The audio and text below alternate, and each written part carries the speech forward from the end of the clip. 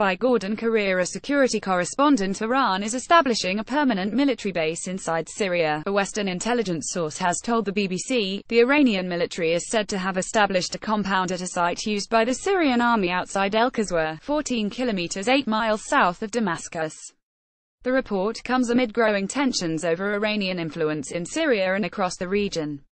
Israeli PM Benjamin Netanyahu recently warned that Iran wanted to establish itself militarily in Syria.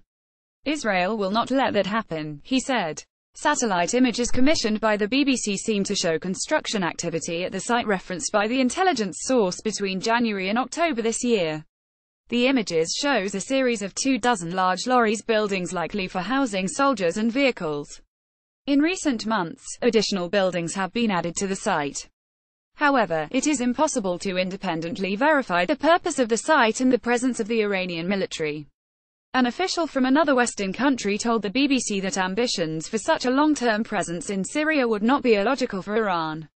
Its adversaries have accused Iran of seeking to establish not just an arc of influence but a logistical land supply line from Iran through to the Shia Hezbollah movement in Lebanon.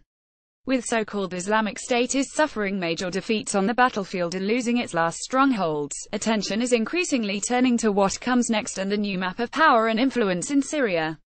Iran has been a consistent backer of the regime of President Bashar al-Assad. Photographs published on social media in the past few days also showed a senior Iranian general in Deir al-Zor shortly after IS was driven out of the town. The photos show Majd Qasem Soleimani, head of the Quds Force of the Islamic Revolution Guards Corps IRGC, alongside members of a militia. With a significant number of IRGC fighting and in some cases dying in Syria, there has already been a significant presence in the country, but the question is now whether they are preparing to remain in the long term.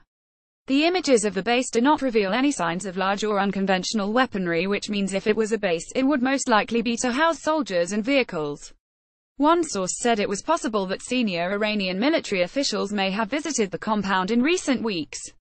Independent analysis of the images commissioned by the BBC says the facility is military in nature. The analysis also suggests there are a series of garages that can hold 6 to 8 vehicles each. The analysis suggests new buildings have been constructed and other buildings renovated in the past 6 months, although the exact role of the new structures cannot be determined. However, it is not clear whether the facility is currently occupied. Shia fighters from other countries including Pakistan and Afghanistan are also alleged to be operating in Syria under the control of the IRGC, and it is possible the base could be used by them. Analysts estimate up to 500 troops could be based at the site.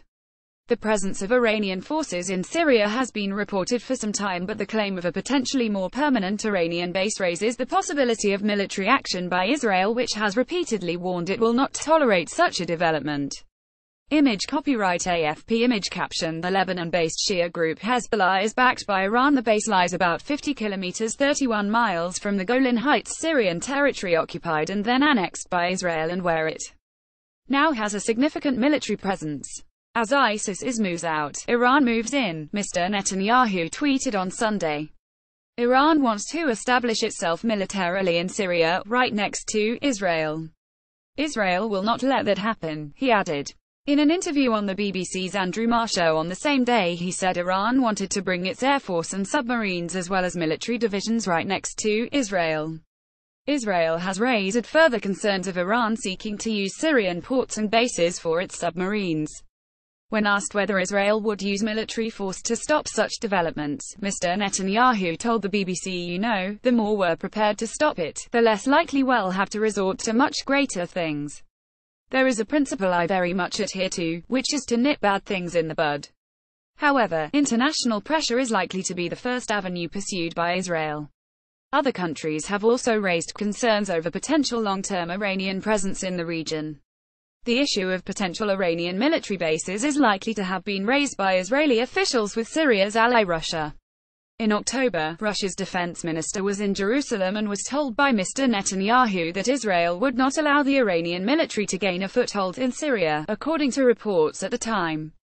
Russian President Vladimir Putin visited Iran in the past week, and Russian media suggested Syria, including Iran's influence in the country, would be on the agenda.